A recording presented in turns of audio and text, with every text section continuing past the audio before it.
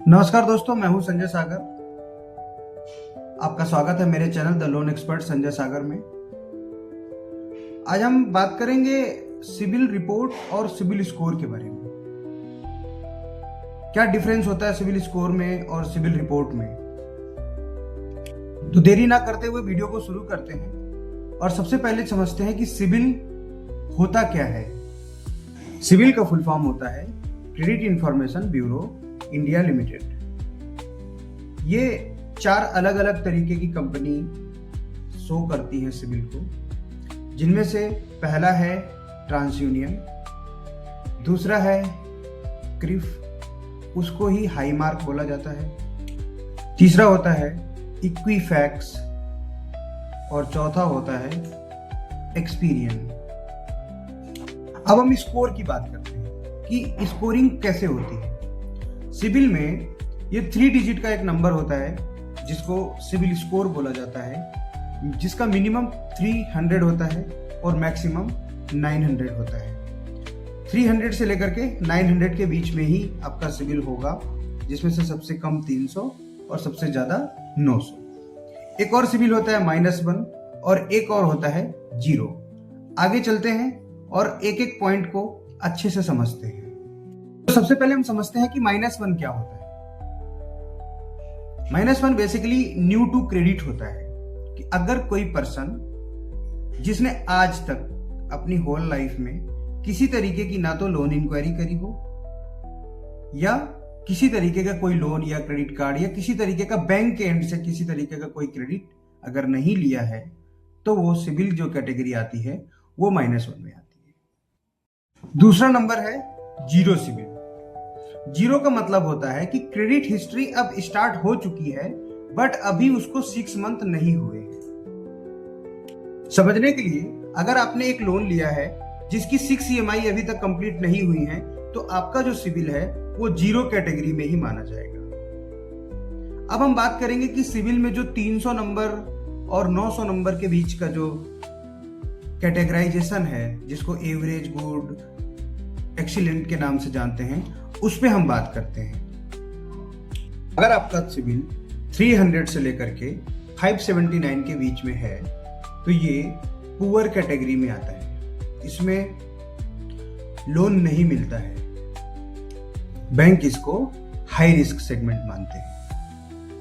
अब अगर आपका सिबिल 580 से 669 के बीच में है, तो ये फेयर माना जाता है। इसकी जो कैटेगरी है वो फेयर कैटेगरी की होती है। इसमें जिनका 650 से ऊपर का अगर सिबिल है, तो बैंक NBFCs कई बार चांस ले लेती हैं, वो लोन अप्रूव कर देती हैं, बट बैंक्स अभी भी यहाँ पे आपको फंड्स नहीं करेंगे।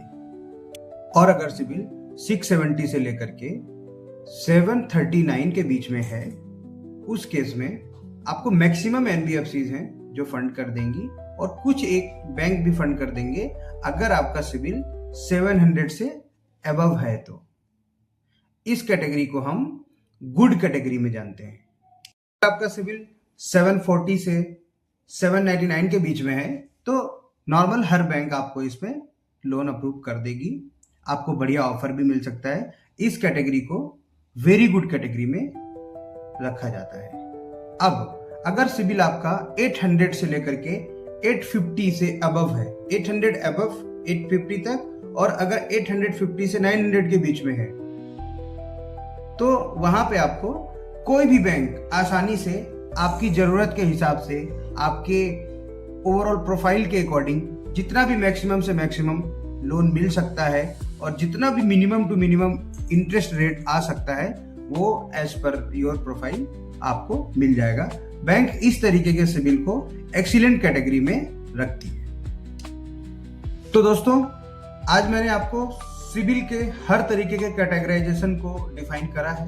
अब हम बात करेंगे सिबिल रिपोर्ट के बारे में। सिबिल रिपोर्ट क्या होती है? सिबिल रिपोर्ट बेसिकली एक रिपोर्ट होती है जिसमें हमको हमारे लिए गए जो भी हम लोन ले रहे होते हैं, उन लोन से रिलेटेड कि लोन का स्टेटस क्या है, कौन सी EMI कितने टाइम बाद पे हुई या कितनी EMI ऑन टाइम है, कितनी EMI में डिले लगा है, लोन का करंट स्टेटस क्या है, लोन क्लोज है या एक्टिव है, क्या किसी तरीके का कोई राइट ऑफ या सेटलमेंट है, लोन अकाउंट ओपन कब हुआ था, पेमेंट स्टार्ट डेट क्या है, पेमेंट इन डेट क्या है, जिस कस्टमर का ये सिबिल है उसका परमानेंट एड्रेस क्या है, ऑफिस का एड्रेस क्या है।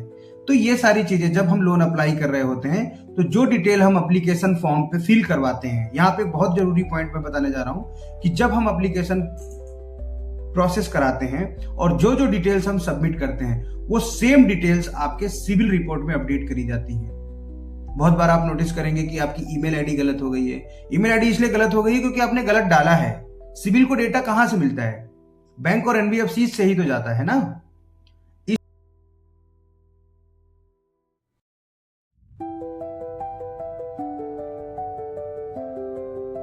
तो ये हो गए आपके सिविल स्कोर और सिविल रिपोर्ट के बारे में।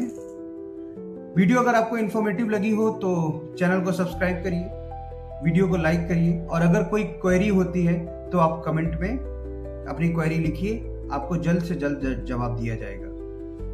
धन्यवाद।